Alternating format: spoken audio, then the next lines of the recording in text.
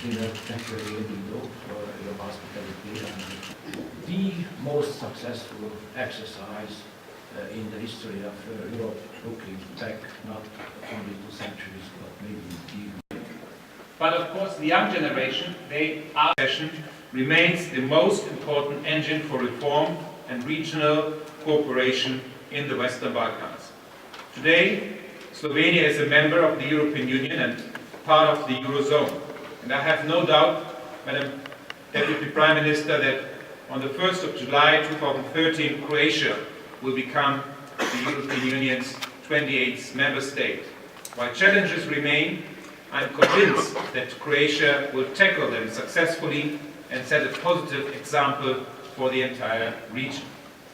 It is up to the countries in the region to take the next steps on their road towards the European Union. Every country will be judged by the progress it has made and will determine itself how quickly it moves towards the European Union.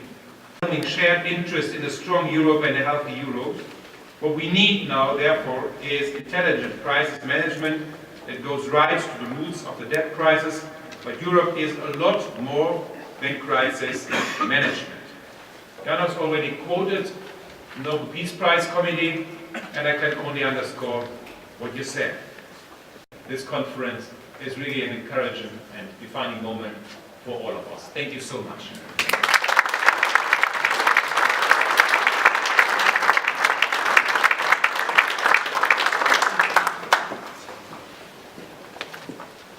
Thank you very much. But you had full 2 minutes, so... You gave me 2 minutes, so I thought I'd have to rush. The answer to the first question is yes. And the answer to the second question, so we've been at it for, it will be on the 1st of July next year, it will be 12 years and 4 months since the ratification of the Stabilization and Association Agreement. And this is sort of a cut-off date for us. We've transformed our country. We're very far from perfect, but we have changed it in a direction and in a way in which we thought we wanted to, and we are, of course, now finishing some of the prerequisites for the end of this first phase, but yes, what not to do?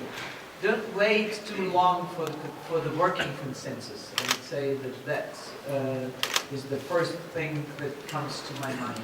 It took us 14 years in Croatia to build a political consensus across board, not a declaratory consensus. That is easy, everybody has that. Meaning, if you ask political parties, they all say, do you want your country to enter the European Union? Yes. If you ask the political parties, do you want to give up on this particular issue that could maybe bring you 10 votes in order to fasten or speed up your accession to the European Union? The answer is no. So it takes a long time to build a working consensus where all parties are prepared to give up certain immediate gains for the common objective. Yeah, thank you. Thank you very much. It's a very good example because Croatia's success is a regional success story. So it's not only their own. That's why Serbia was supporting Croatia, and not only Croatia, but the intentions of all other countries in the region in their path to EU, or if they want to make it to the region. But in this case, Serbia, who is about to, we expect to start the negotiation process with the EU, is fully committed to the joint work on the regional level, first of all. And the region have to find the best solution for their own problems. We are not asking for support or solutions coming from Brussels. And in that way, also, Croatia is a very good example because Croatia find a way how to do that. We are just looking for good relations in the region. We are just looking for joint successful work in the future, starting from today, starting from yesterday. We are looking for mutual respect. We have so many problems inside the region still, we have to find a way how to dedicate more attention to the victims of the wars in ex-Yugoslavia. We have to find a way how to mutually work for the benefit of everybody in the region. And that way, Serbia's role is maybe the most important. Having in mind the central position of Serbia, having in mind that we have 8 neighboring countries, having in mind in that way our responsibilities during the process of our integration to you. Thank you. Yeah, thank you very much. Good point. Well, my question was actually for the ones who didn't hear it, what neighbor? Because my dear friend, the Albanian Foreign Minister, is my neighbor right now.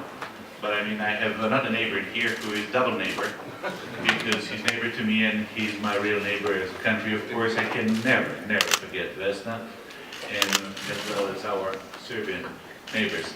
So I get confused when you mention his neighbor. So we're a podium of neighbors. Of course. Well, I think, first, I think it is very important to point out that those external factors are very much driving internal politics in a lot of countries in the region, and especially in Bosnia and Herzegovina. So Euro-Atlantic path, I mean, getting closer to EU, getting faster into the NATO and into NATO structures, regionally cooperating. If we can name those 3 things, they are definitely the key foreign policy priority of Bosnia and Herzegovina, but they are at the same time key internal policy priorities and factors in the country, not because those 3 things itself are noble goal, which they are, but those 3 things at the same time are the tools for the real goal, the most important goal. And the most important goal is to transform our country internally and have a better organized country internally. So in that respect, our priorities in foreign relations that we're dealing with, the Euro-Atlantic integrations, that are dealing with regional cooperation, are actually the key internal policy issue. That's the reason why I think that it is very important to say that we are going in the right direction. Sometimes we're not so happy about the speed of our path, our trip in that direction, but we are definitely irreversibly in the right direction. And of course, I jumped to answer your question because I was confused with my neighbors, so I forgot to use the first 15 seconds to thank to János and to Guido, especially because, Guido, I think you should be proud of us, because last night you made us rehearse for this morning or the dinner, and I hope I will not break that excellent area of good speakers who were talking before me, so we did a good job last night. I want to thank also to my friends and friends of the region, and friends of Bosnia and Herzegovina who are sitting here, who are here, and it is very, I'll use my seconds to thank my friends, because this is sometimes more important than what I'm going to say. And to end this 2 minutes introduction, just as you see, as we heard from Guido in the very beginning, if unification of Germany was possible, then everything is possible. I just want to add to this so that even Mission Impossibles today have sequels and episodes. I think it's 4th or 5th now. We're expecting to have Tom Cruise to be in 5th or 4th Mission Impossible. So why we wouldn't continue with Mission Impossible? But I think, really do think, that if Bosnia and Herzegovina is one and shared society in which 4 million people who are sharing the same culture, same history, who are coming from different religions and ethnicities, if we are not possible to live together in one shared society, institutionalized along European standards and being part of the greater Europe, then I don't think too many other things are possible that today look so normal. And being in Berlin, you see, we all know that old saying that it's not about what you can do, what your country can do for you, what you can do for your country. So today I think I would just rephrase it. It's not about what Europe can do for us. It's about what we can do for Europe. And I think Bosnia and Herzegovina can do for Europe one thing: to create institutionalized, stabilized, and stable, prosperous, sustainable Bosnia and Herzegovina as shared society. And that's what we can do for Europe. Of course, we can do that for ourselves as well. Yeah, thank you very much.